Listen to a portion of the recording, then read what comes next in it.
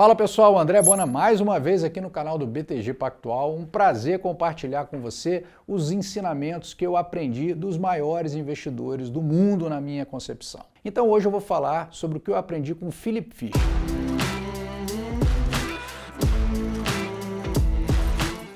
Eu acho que caracteriza o trabalho do Fisher, comparando com os demais investidores, na minha visão, é uma abordagem muito mais qualitativa do que quantitativa e financista do que é uma empresa.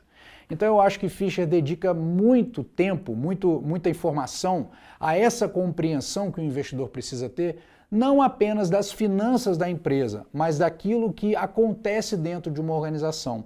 Isso é bem legal porque, na verdade, o resultado que uma empresa tem, o resultado financeiro, o lucro, a lucratividade que ela vai ter, é fruto justamente da ação do que acontece antes.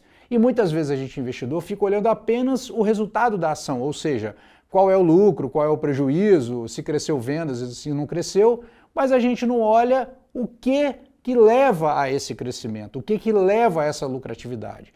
Então o Fisher, ele, num dos livros dele, que eu vou sugerir já, fica ligado até o final que eu já vou sugerir, ele destaca justamente algumas visões, algumas dimensões de uma avaliação de empresa que eu acho que são formidáveis. Uma delas é, por exemplo, qual é a superioridade em produção, marketing, pesquisa e habilidade financeira que tem na empresa, que existe ali dentro da própria empresa como força, como um ponto forte no desenvolvimento das atividades operacionais. Repare que quando a gente fala disso, de tentar identificar superioridade em produção, superioridade em marketing, quanto que a empresa investe em pesquisa, né?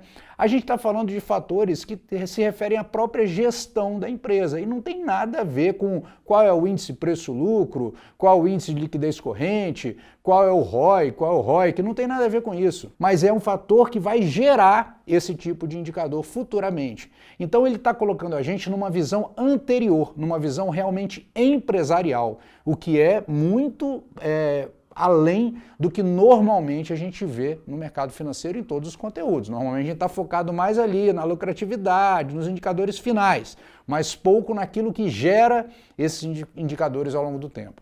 Um outro aspecto que ele chama a atenção, uma outra dimensão que ele fala, é o fator humano. Aqui ele fala muito sobre o capital humano, o quanto uma empresa que tem uma boa qualidade de mão de obra pode entregar em termos de resultado superior, podem ter pessoas contribuindo para que aquela empresa se desenvolva cada vez mais, que tenha muito mais qualidade e excelência na execução das suas tarefas do dia a dia. Então, o fator humano, quanto que uma empresa gasta com qualificação, por exemplo, como é que ela adquire, né, como ela, na verdade, atrai talentos e retém esses talentos para ter sempre essa qualidade humana. Então, esse é um fator também que ele aborda como um dos fatores de avaliação de qualidade de uma empresa. Uma outra coisa que ele chama muita atenção também são algumas características inerentes ao próprio negócio da atividade onde uma empresa está inserida. Então existem ramos de atividade que podem ser mais desafiadores, mais riscos do que outros. E não porque uma empresa é melhor que outra, mas pelo segmento, pela maneira como o segmento compete ali, pelo aquele setor, as empresas envolvidas naquele setor têm o seu ambiente de competição. Então, as próprias características de determinados setores podem ser mais ou menos atrativas para o investidor. Inclusive, algumas, por serem mais desafiadoras, vão requerer mais tempo de dedicação do investidor. Então, essa ideia de você ponderar as características que são inerentes ao próprio negócio. Vou dar um exemplo simples aqui. Empresas que recebem, por exemplo, pagamentos antecipadamente dos seus clientes antes de ter os custos de produção, por exemplo, é uma característica, vai ter baixa inadimplência, vai ter geração de caixa. Então, é isso que ele fala, características inerentes ao tipo de atividade.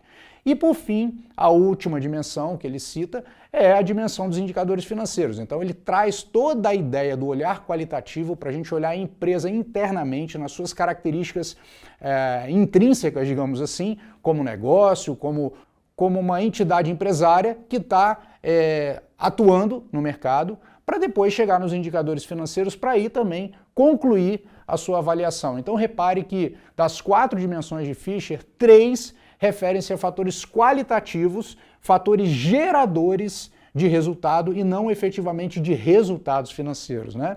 Então isso é muito legal porque tira a gente do vício da avaliação meramente financista, meramente da avaliação de indicadores e coloca o nosso foco, a nossa atenção, os fatores que levam a empresa para frente no longo prazo. Então, se você quer aprender mais sobre a filosofia do Fisher, o livro que eu recomendo é Investidores Conservadores Dormem Tranquilos. Beleza? Então essas são minhas impressões, meu aprendizado e os principais insights que eu tiro dos estudos de Philip Fisher. Um grande abraço e até o próximo vídeo.